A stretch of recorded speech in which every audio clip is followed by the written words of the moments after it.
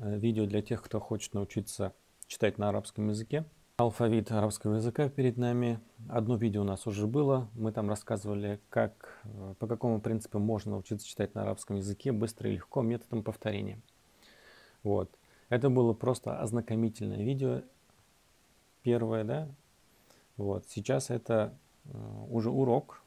Мы будем пошагово раскрывать идти по этой системе и пошагово будем показывать, как это лучше сделать с произношением уже более подробно.